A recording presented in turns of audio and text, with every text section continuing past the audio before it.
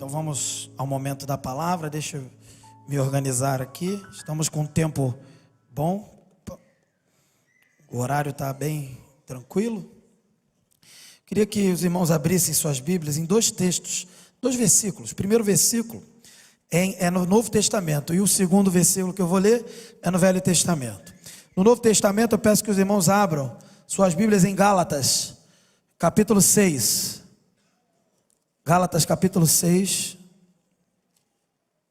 versículo 17. Pedi para o meu irmão Douglas, para me ajudar também com o texto bíblico. Gálatas, eu estou usando a versão NVI, então pode colocar na tela a versão NVI.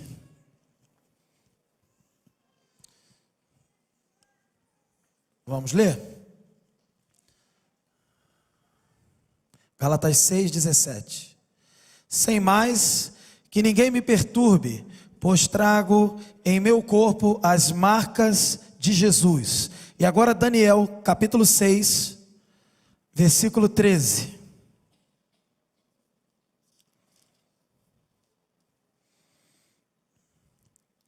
Está na tela, vamos ler juntos? Vamos falar juntos agora? Então disseram ao rei: Daniel, um dos exilados de Judá, não te dá ouvidos, ó rei, nem ao decreto que assinaste. Ele continua orando 3 vezes por dia. Vamos orar. Senhor, esta é a tua palavra, que o Senhor possa trabalhar em nossos corações, que o teu Espírito nos ilumine a toda a verdade que vem da palavra, em nome de Jesus, amém. O tema do nosso sermão é marcas de um jovem cristão. Mas você pode entender assim, se você aqui já é um adulto mais velho, entenda marcas de um adulto, né, também, cristão.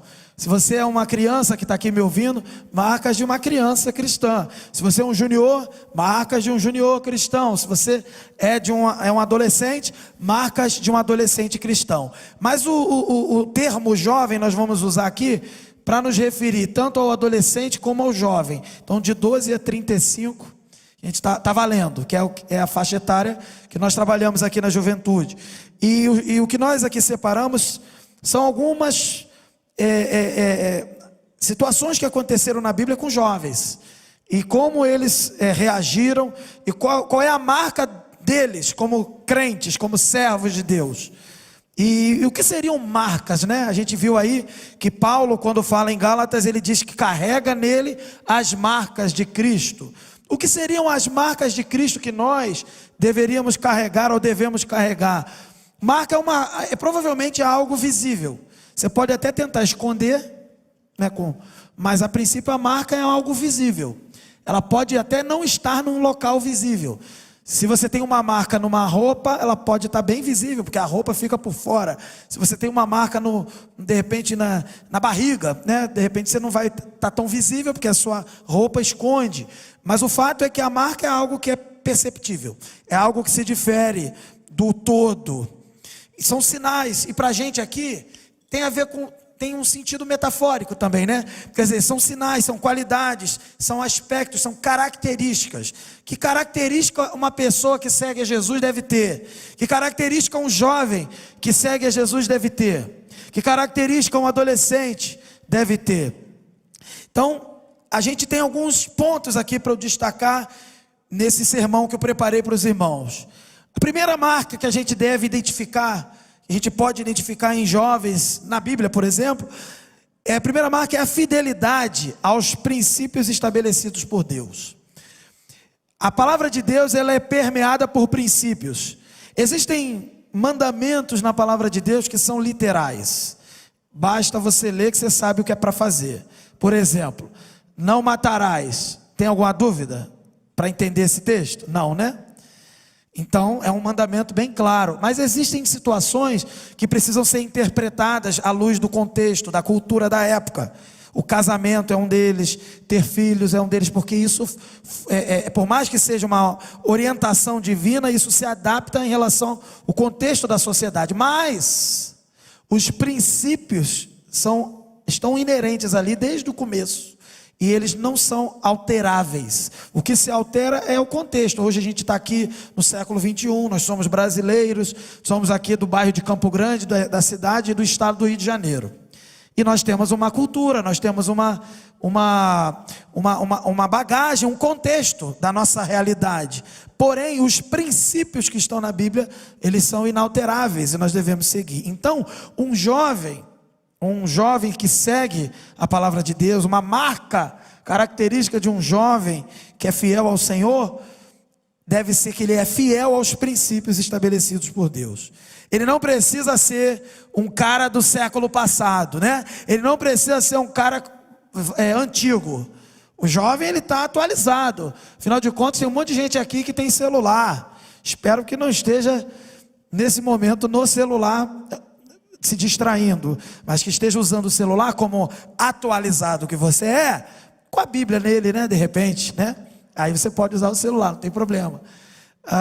Então o jovem, ele não precisa ser um cara atrasado, antigo, o adolescente, para ser fiel aos princípios estabelecidos por Deus.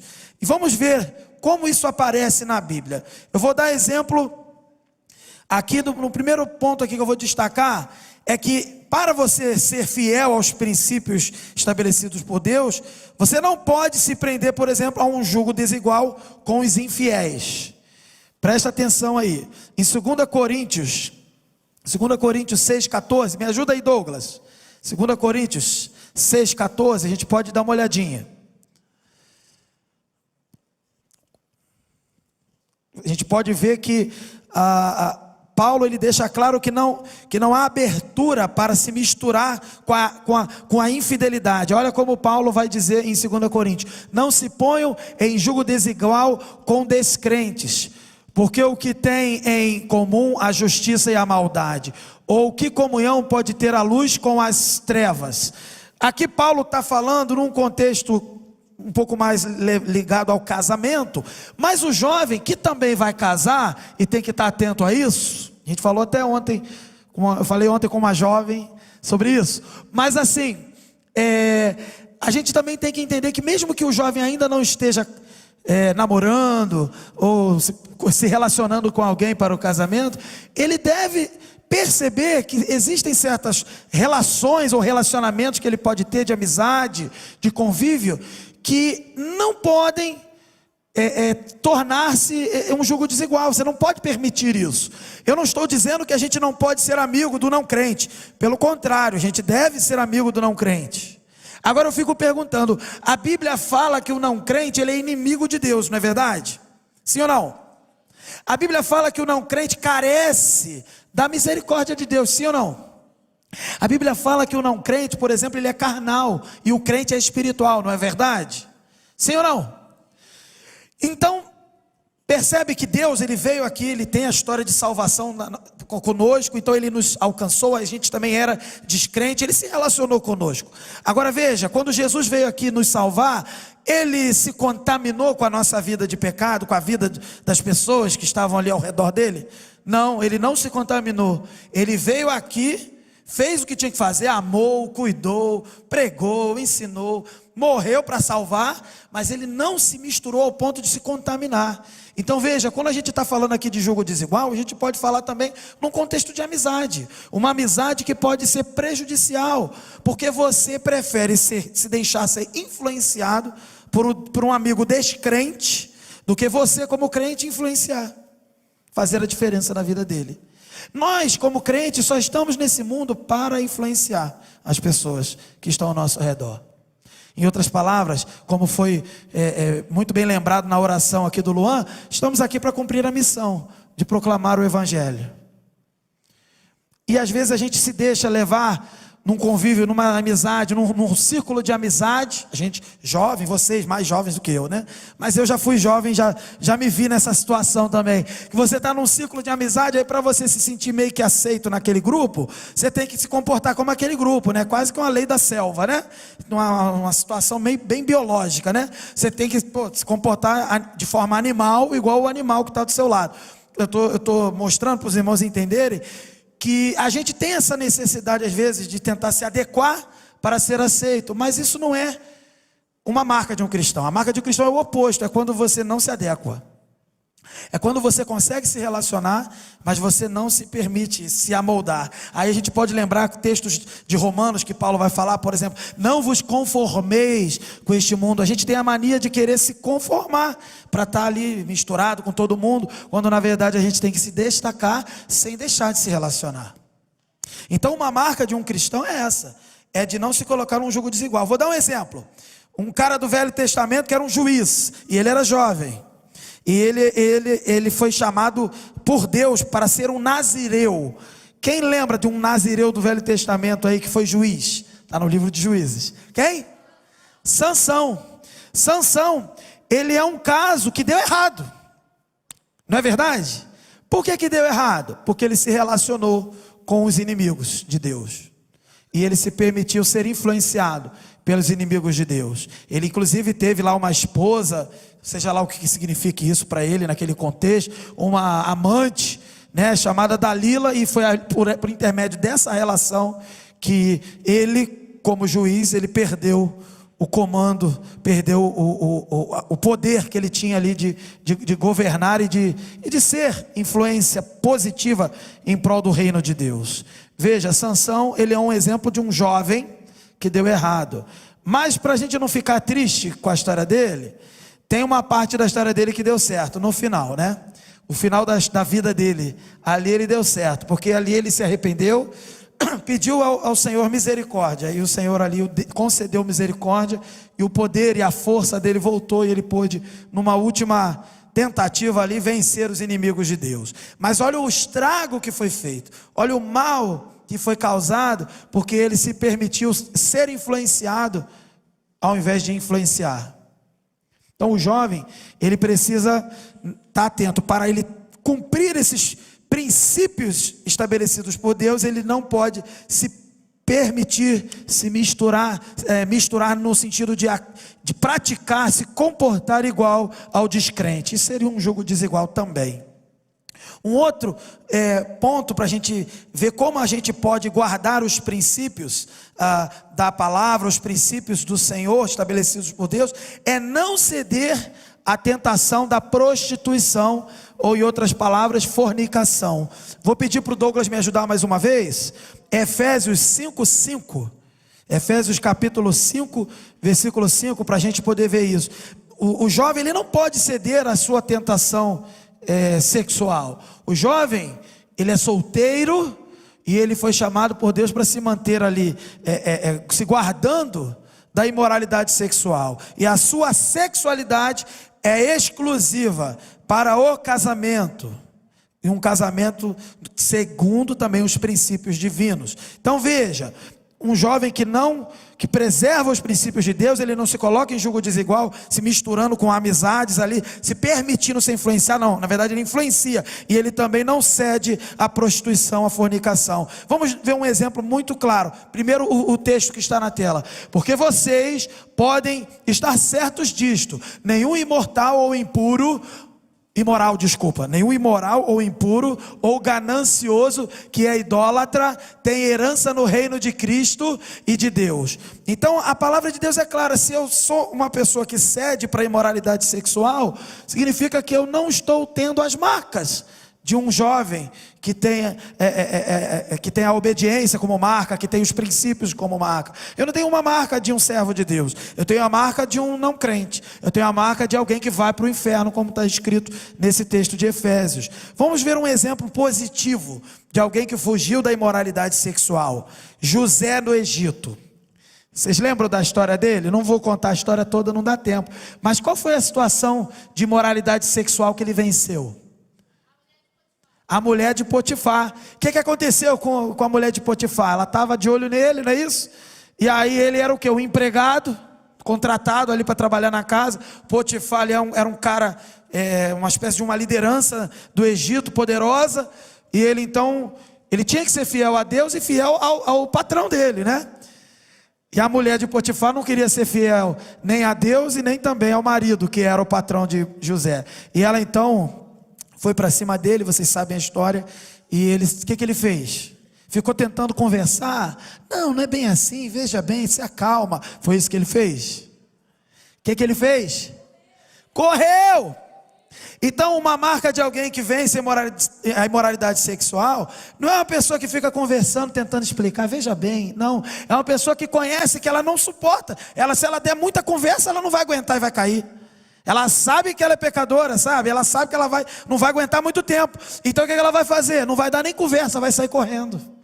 E no caso dele, saiu correndo de uma forma tão assim desesperada, que a mulher pegou a roupa dele, lá a túnica dele, segurou e ele saiu peladão, né? Porque o importante era cair fora naquele momento.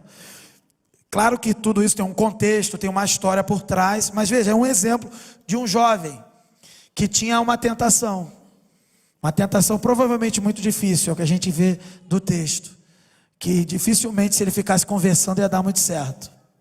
Então, um jovem que guarda os princípios de Deus, e por isso tem a marca de um jovem cristão, esse jovem, ele sabe sair correndo quando o pecado é forte, quando a tentação é forte, quando ele sabe que não vai aguentar, ele sai correndo.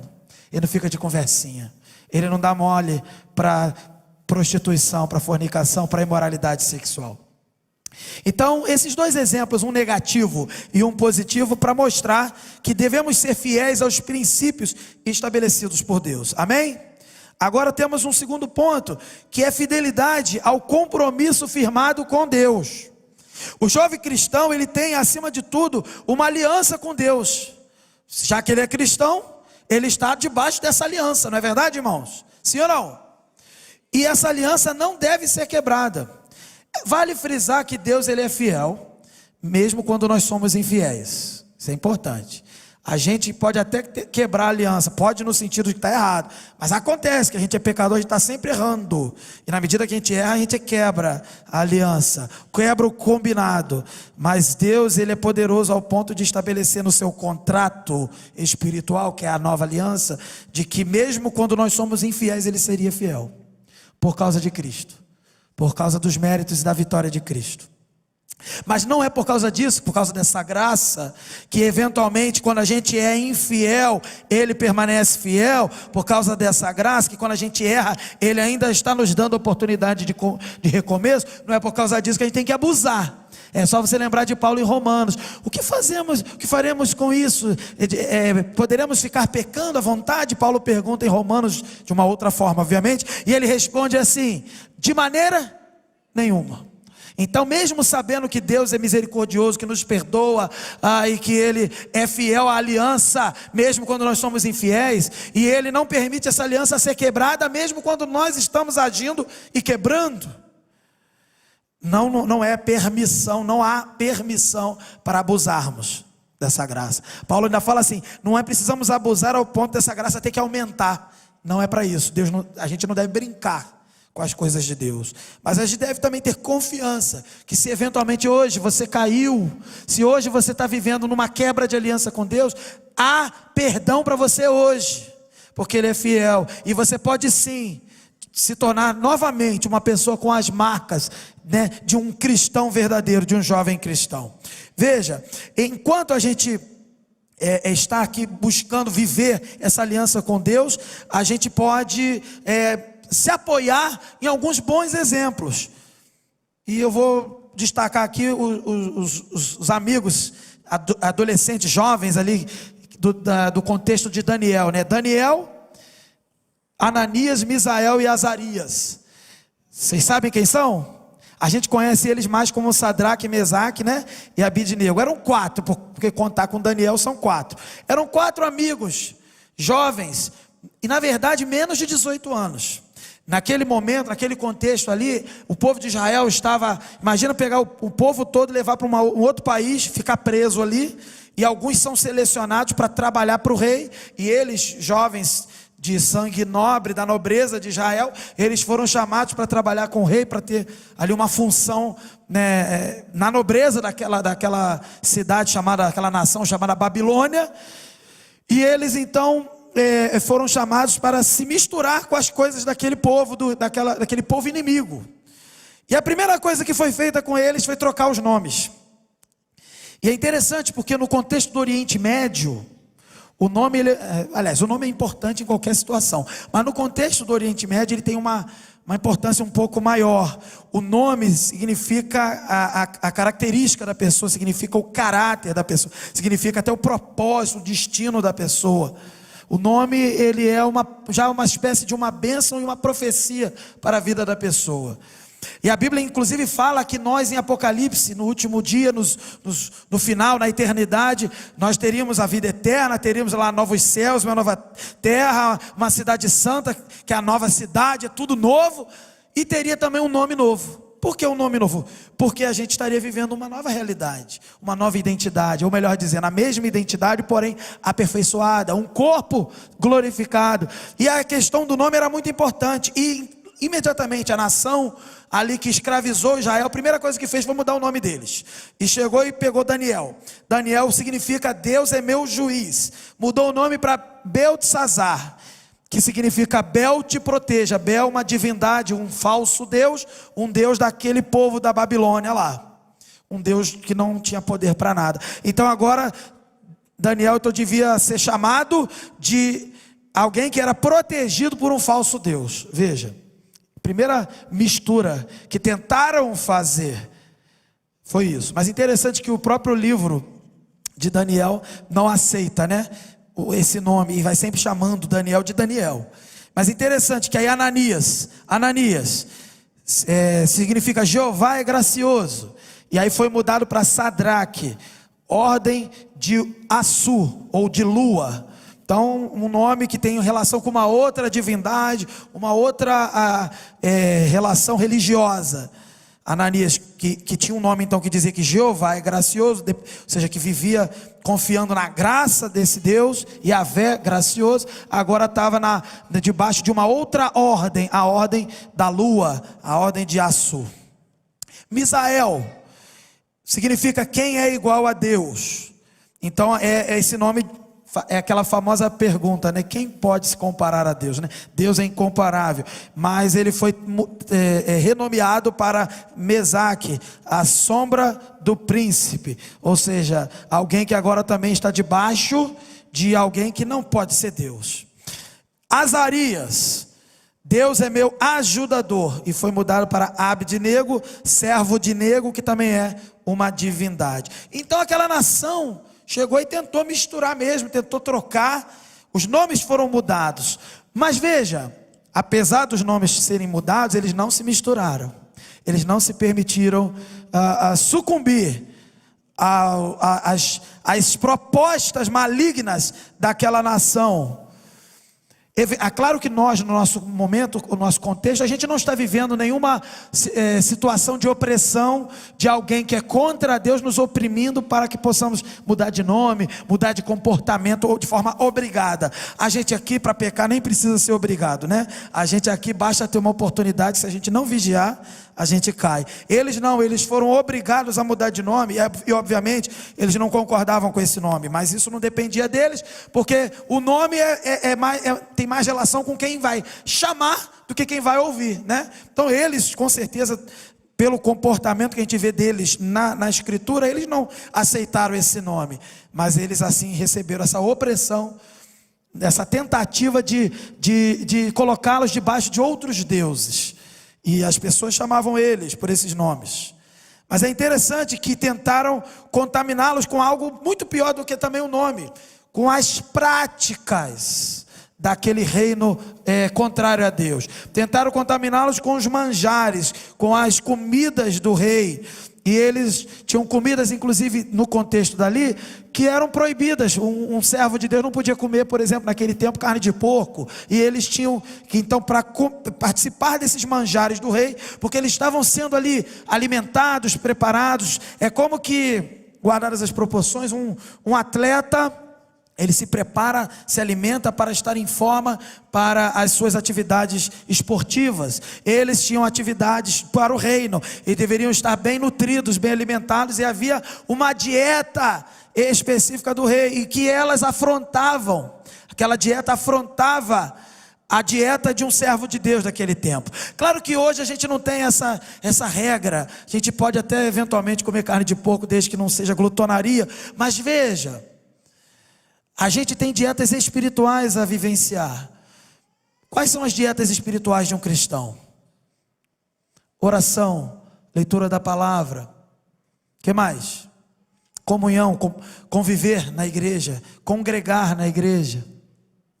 Não é verdade, irmãos? Essa é a nossa dieta espiritual. E o mundo tenta nos dar outro tipo de alimento, não é verdade? A gente fica às vezes se permitindo ser alimentado por mídia social, sei lá, essas séries de Netflix, streams da vida, qualquer outra coisa. A gente gasta tempo, e eu falo por mim, eu também vejo muita coisa, quando a gente poderia estar sendo melhor alimentado, não é verdade, irmãos?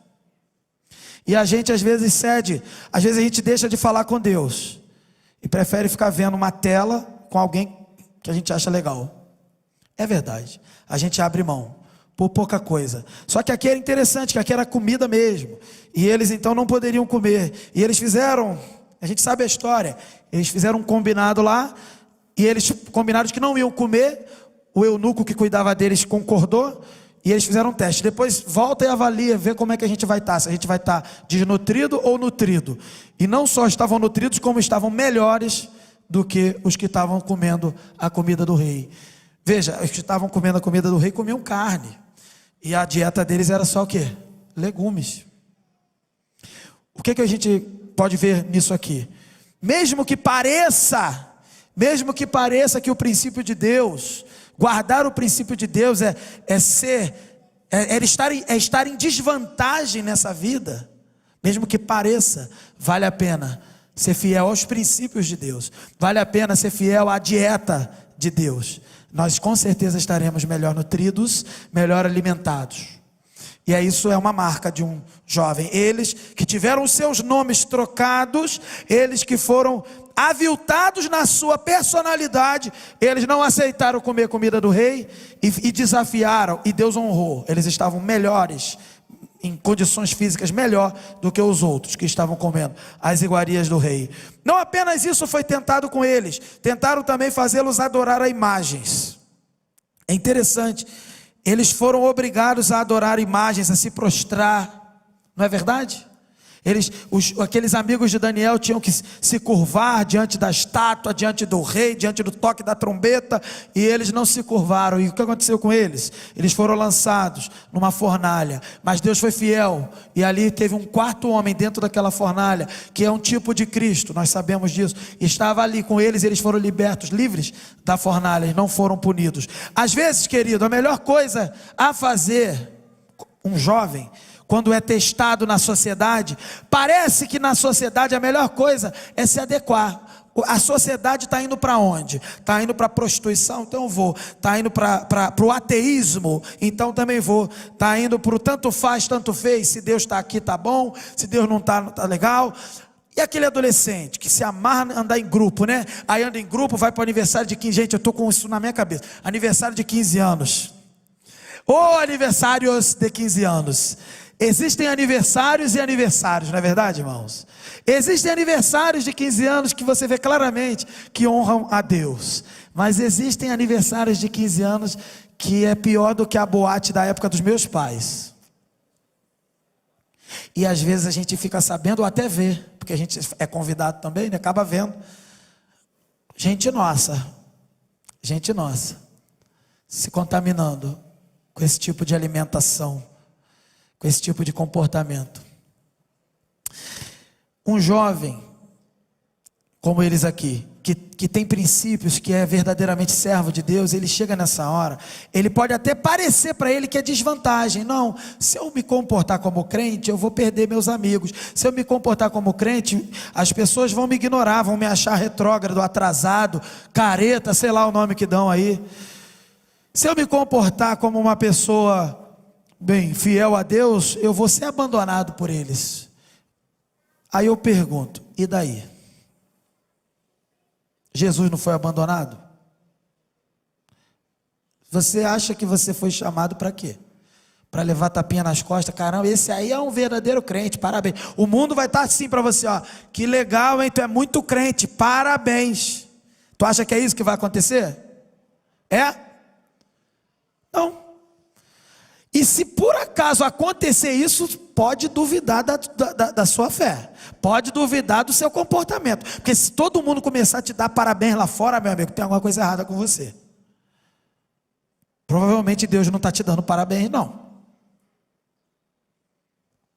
Então, repara que para eles aqui, era mais vantajoso se curvar diante do rei, da estátua, do que fosse, para ficar igual todo mundo e não ter problema. Imagina vocês, vou abaixar aqui, mas olha, é só de brincadeira, só de mentira, porque eu na verdade eu não quero ter problema, tá? Mas eu amo a Deus e tal.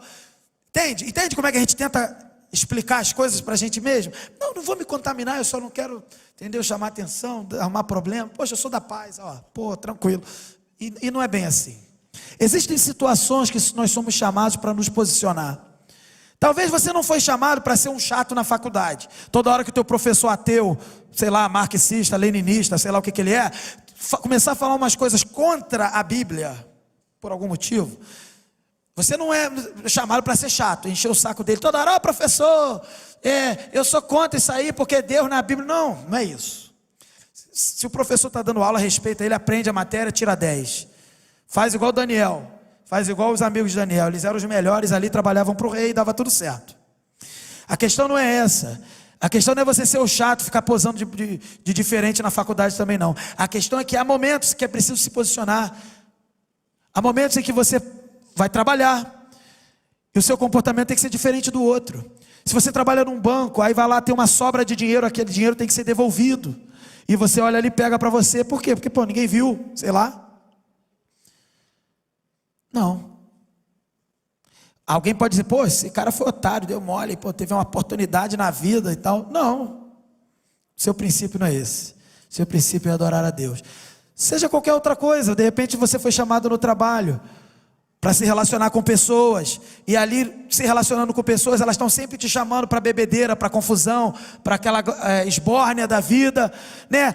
Os adolescentes para os aniversários de 15 anos, em que a aniversariante rebola até o chão, e os pais rebolam junto com ela. De repente você está sendo chamado, e se eu não for, eu vou perder o evento do século. Meu amigo, perca o evento do século. Parece que você está perdendo e realmente tomando um prejuízo, mas não está. Você não está se contaminando. Você está se preservando. Você não foi chamado para ser igual a todo mundo. Você foi chamado para ser odiado pelo mundo, porque se destaca dessa forma. Nesse posicionamento aqui em que eles não se dobraram lá em adoração à estátua, eles foram odiados e presos, mas Deus os livrou. E se Deus não livrasse? Então não é para ser fiel. É para ser fiel, gente. Deus não livrou o filho dele. Deus não poupou o filho dele. O filho dele foi o único homem que não pecou, e Deus não poupou. Então, meu querido, seja para viver nesse mundo ou para morrer nesse mundo, você tem que ser fiel a Deus, para que você viva para toda a eternidade com o Senhor. Veja, Deus honrou o compromisso com eles, Deus abençoou eles, a fidelidade deles resultou em conversão. Daniel na cova dos leões, vocês lembram da história? Daniel já era mais velho, era proibido orar, e ele foi lá e manteve a sua dieta espiritual de oração, e ele orava 3 vezes ao dia, e o povo foi lá e contar, ele continua orando, porque aquilo ali era uma cilada, para tentar derrubar ele, porque é isso, o cara que é servo de Deus, e ele está no convívio ali da sociedade, o que ele mais vai ter é gente querendo derrubar ele, porque ele se destaca, ele faz a diferença. A gente a conferência no final de agosto, vou dar um spoiler. A gente no mês de agosto todo vai trabalhar o assunto igreja, mas na conferência a gente vai trabalhar sobre essa dinâmica da oposição entre os que obedecem a Deus e os que desobedecem a Deus. A oposição entre ser guiado por Deus e ser guiado pela carne. Essa oposição ela começa em Gênesis e vai até Apocalipse, e ela acontece em três níveis na nossa realidade. Ela acontece no primeiro nível, que é no nosso interior. Nós temos 2 vontades. Nós vamos discutir isso, a vontade de pecar e a vontade de obedecer, esse conflito, essa oposição interna. A gente tem também essa oposição no ambiente dos cristãos, dentro da igreja, quando um está em obediência e outro está em desobediência, há uma oposição. E você tem também a oposição lá fora, o mundo é contrário ao reino de Deus e se opõe à igreja. Então esses níveis de obediência e de oposição nós vamos trabalhar na conferência. Mas repara que isso aconteceu aqui com os jovens aqui, de Sadraque, Mesaque e Abednego, que na verdade o nome mais legal é Ananias, Misael e Ararias. Eles tiveram essa situação, Daniel também. E Daniel, o que era melhor para Daniel? Bem, já que tem uma regra que não pode orar, não vou orar, vou ficar quietinho aqui. Deus entende, Deus não precisa ficar me ouvindo toda hora. Mas quem disse que a oração é para ajudar Deus? É para te ajudar, meu amigo. A dieta é para você, não é para ele. Deus não precisa de você, nem precisa da tua oração. E aí Daniel foi fiel, eles prenderam Daniel, levaram lá para a cova dos leões. E o que aconteceu? Daniel continuou orando na cova. E no outro dia, quando foram ver onde é que estava Daniel, Daniel estava lá, tranquilão com os leões, porque Deus o livrou, Deus o honrou. Meu querido, se Deus quiser te livrar, Ele vai te livrar, porque você tem sido fiel. Mas entenda, nem sempre Ele vai te livrar. Pode ser que Ele queira te usar como Jesus, para se entregar. Para se entregar. Veja, outro aspecto que a gente vê aqui: tentaram atrapalhar a comunhão com Deus. Quando eles criaram essa lei, eles quiseram impedir a comunhão dele, Daniel, com Deus. Então você tem inúmeras características aqui: fidelidade ao compromisso firmado com Deus. Quando mudam os nomes, eles se comportam ainda coerentes, servos de Deus. Quando tentam contaminá-los com comidas proibidas, eles negam a comida e preferem a comida, os legumes, que eram orientados por Deus, e ficaram melhores, nutridos. Quando tentaram fazê-los se curvar diante das imagens, eles não se curvaram, foram punidos e honrados no final. E quando tentaram atrapalhar a comunhão com Deus ali com Daniel, Daniel continuou em comunhão com Deus, mesmo que parecesse prejuízo para ele. No final, aquele prejuízo se tornou em honra e vitória para ele. Essa é uma marca. Falamos de duas marcas. A primeira marca, lembrando, fidelidade aos princípios estabelecidos por Deus. Segunda marca, fidelidade ao compromisso firmado com Deus. Terceira marca, fidelidade no testemunho de vida diante da sociedade. Repara que a gente tem um relato de uma escrava israelita em 2 Reis 5:3. Me ajuda, Douglas, por favor. 2 Reis 5, versículo 3. Essa escrava israelita, ela trabalhava para a esposa de Naamã. Olha aí na tela. Um dia ela disse à sua senhora: se o meu senhor procurasse o profeta que está em Samaria, ele o curaria da lepra. E essa escrava israelita ali, então ela foi uma pessoa que influenciou, dando testemunho: olha, eu sirvo a Deus, conheço um profeta que serve a Deus e pode dar vitória para você que não serve a Deus, para o meu senhor, que o meu patrão que não serve a Deus.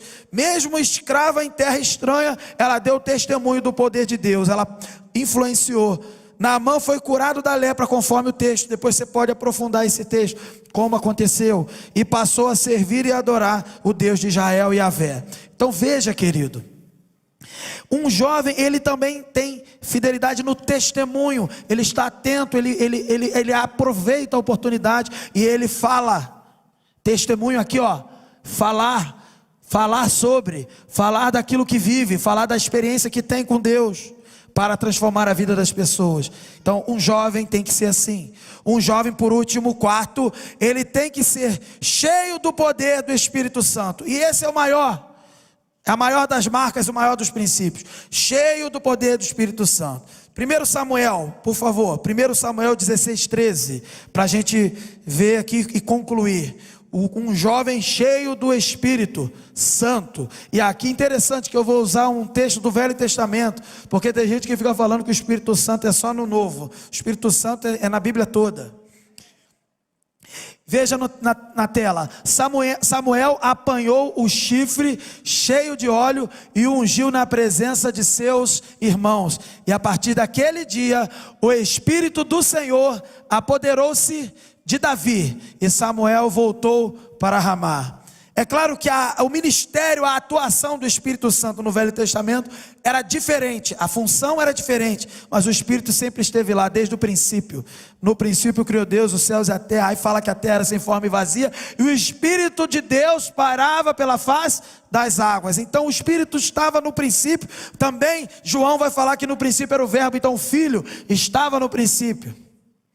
A questão não é se estava no princípio ou não, a questão é que precisamos, seja no Velho Testamento ou no Novo Testamento, precisamos ser cheios do Espírito Santo, dependentes do poder do Espírito Santo. A gente se reúne, a gente se planeja coisas para a juventude, a gente quando vai para a equipe de missões também planeja cada coisa de missões que vai ter também com a juventude aí, vai ter um monte de coisa, a gente planeja cada coisa legal. Mas a Bíblia deixa claro que para cada coisa que a gente for fazer, a gente tem que fazer no poder do Espírito Santo. Jesus disse para os discípulos deles assim, ó: esperem em Jerusalém, até que vocês vão receber poder do alto, para que vocês possam ser minhas testemunhas em Judéia, Samaria, Jerusalém, Judéia, Samaria e confins da terra. Não tem como ser tudo isso que a gente falou aqui, se não for cheio do Espírito Santo, se não for tomado pelo poder do Espírito Santo. Não tem como dizer não para a imoralidade sexual, como José disse. Não tem como dizer não para os manjares do rei. Não tem como dizer não para a tentativa de adorar, de forçar a pessoa a adorar a estátua. Não tem como. Você jovem, você adolescente, que é chamado para a imoralidade aí fora. Você adolescente que é chamado para aquele aniversário de 15 anos divertido, cheio de pecado. Não tem como dizer não se não for cheio do Espírito Santo. E o teu testemunho vai influenciar as pessoas que você vai dizer não. Tem que ser cheio do Espírito Santo. Jesus disse para não fazer nada, primeiro esperar o poder do Espírito Santo. Agora sabe de uma coisa? Desde Atos 2, que o Espírito Santo está atuando na terra. E nós cristãos somos o templo do Espírito Santo. O Espírito Santo habita em você. Amém? O Espírito Santo habita em mim. Aí a gente fica assim, então temos que ter os dons do Espírito Santo. Sim, temos. E eu quero dizer uma coisa para você, todos nós temos. Porque se temos o Espírito Santo, os dons estão em nós. O que importa agora é despertar esses dons. É buscar para que eles sejam despertos. Talvez Deus queira te usar para proclamar o Evangelho. Isso é um dom do Espírito Santo. Talvez Deus queira te usar para ter hospitalidade, receber os irmãos na sua casa. Isso é um dom do Espírito Santo. Talvez Deus queira te usar para ser um administrador. Isso é um dom também do Espírito Santo. E existem pelo menos 27 dons que a gente pode viver mais ou menos, ou até muito mais. Depende do ponto de vista.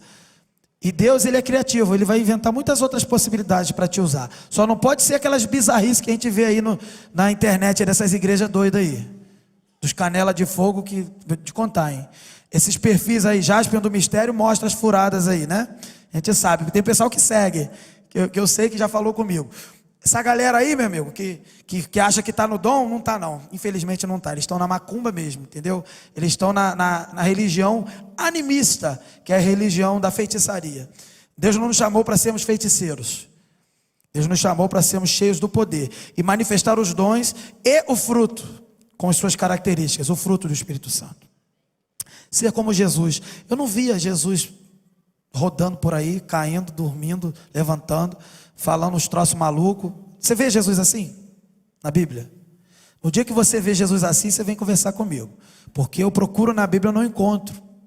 Mas eu também tenho certeza que esse Jesus que não fazia essas loucuras, ele chegava e falava para Lázaro que estava morto 4 dias. E isso era terrível, porque 3 dias podia ressuscitar, no contexto de Israel. 4 dias já estava cheirando mal, não dava mais para ressuscitar. Aí Jesus chega e fala: Lázaro, vem para fora. Então eu creio num Jesus que é cheio do Espírito Santo. O exemplo de Jesus de alguém cheio do Espírito Santo é o exemplo de alguém que nós devemos imitar. O exemplo de Pedro cheio do Espírito Santo é o exemplo de alguém que devemos imitar. Pedro, antes do Espírito Santo, negou Jesus, traiu Jesus, de certa forma também. Mas depois que o Espírito Santo tomou a sua vida, depois que ele foi cheio do Espírito Santo, ele pregou. E a pregação dele não foi assim não, o Senhor vai te ajudar, hein? O Senhor vai te livrar. Não, a pregação dele foi assim: vocês mataram o Filho de Deus e 3.000 almas se converteram, porque ele pregou no poder do Espírito Santo. Nós não fomos chamados para nos amoldar a esse mundo, para falar coisas que alegram esse mundo, mas ainda assim nós somos o sal da terra e a luz do mundo, como Jesus disse. Nós ressaltamos aquilo que tem valor e sabor e de bom que Deus criou nesse mundo. Só nós, como cristãos, com o evangelho, podemos fazer isso, no poder do Espírito Santo. É para isso que você está no mundo. Eu já falei para alguns jovens nos últimos dias, o mundo é um mundo melhor porque tem crente nele. O mundo é um lugar melhor porque tem gente cheia do Espírito Santo vivendo nele. No dia que sumir todo mundo, só ficar gente que não serve a Deus, esse mundo explode, acaba. Não é assim que funciona. Deus nos colocou nesse mundo para que esse mundo seja melhor. E o seu papel é ser fiel ao que Deus estabeleceu para você e testemunhar com fidelidade. E sendo assim, no mínimo, o mundo já vai melhorar. E se Deus quiser te usar como um grande pregador para alcançar multidões, melhor ainda. Mas nem precisa até. Basta você ser fiel, um jovem comum, fiel, que não se mistura, não confunde as coisas de Deus com as coisas do mundo. Se você já conseguir fazer isso e viver no poder do Espírito Santo, o mundo tem ficado melhor por sua causa. É para isso. Para que eu estou fazendo nesse mundo? No mínimo para melhorar o mundo. E não adianta você querer ser ambientalista, ser um pacifista, defender a paz, soltar pomba da paz, fazer abraço na Lagoa Rodrigo de Freitas, fazer essas coisas bonitas que o pessoal faz. Não, Deus não te chamou para essas bobeiras. Deus te chamou para ser fiel a Deus, a Ele, e testemunhar dEle. Basta isso. Paulo ouviu de Deus assim: a minha graça te basta, basta viver a graça dEle. E só, simples assim. É difícil, dói algumas vezes, mas é prazeroso, porque nós estamos sendo cheios e renovados por Ele. Nós olhamos, quando estamos vivendo no poder do Espírito Santo, nós olhamos para as coisas à nossa volta e nós não tememos. Nós até podemos achar, caramba, está difícil, está terrível, é horrível, até choro, lamento, mas ao mesmo tempo eu não sou abalado. É como nós cantamos: perseguidos, mas não abalados, abatidos, mas não destruídos, sei lá, qualquer coisa de ruim, mas a gente não cai, a gente não desiste, porque a gente está sendo sustentado e cheio pelo Espírito Santo. Deus te chamou para isso. Deus te chamou para ser um jovem dessa forma. Deus não te chamou para ser um cara que vem todo dia na igreja no piloto automático para ir no culto jovem. Deus não te chamou para ser uma pessoa que vem todo dia no piloto automático. Eu sou músico, eu vou tocar. Eu sou o cara que fica na porta recebendo as pessoas, apertando a mão. Legal. Isso é tudo importante. E precisamos de gente para fazer isso. Mas isso sem o poder do Espírito Santo não serve para nada. Precisamos ser cheios do Espírito Santo e sermos fiéis à palavra dele. Pode parecer difícil, pode parecer que não vale a pena, pode parecer que a gente só toma prejuízo quando isso acontece. E se tiver que tomar o prejuízo, isso é lucro, porque a Bíblia diz, né? Paulo vai falar que morrer é o quê? Lucro. Aceite o lucro de Deus. A morte vale muito mais do que qualquer tentativa de viver no meio dos inimigos de Deus. É melhor sofrer por Jesus todos os dias do que ter apenas um dia de diversão com aqueles que são infiéis ao Senhor. No dia que você entender essa matemática, essa inversão de valores, sua vida vai mudar. Concluindo, fidelidade aos princípios, falamos, compromisso com o que Deus estabeleceu, testemunho e unção, poder do Espírito Santo. Para fechar, são as marcas de um jovem, de um adolescente, de um junior, de um adulto, de um idoso, de um verdadeiro crente servo de Deus. E se a gente tiver essas marcas, o mundo vai saber que nós somos de Jesus. Se a gente viver essas marcas e apresentar essas marcas, nós seremos o que vamos trabalhar em agosto. Nós seremos a prova viva de que Jesus Cristo ressuscitou. Nós seremos as cartas vivas, que é o tema de agosto, a verdadeira expressão de Cristo. Então eu já estou preparando vocês para agosto. Precisamos ser jovens que têm as marcas de Cristo em nós. Fidelidade aos princípios, fidelidade no compromisso firmado com Deus, fidelidade no testemunho e ser cheio do Espírito Santo. Que para tanto o Senhor nos abençoe. Vamos orar? Vamos ficar de pé?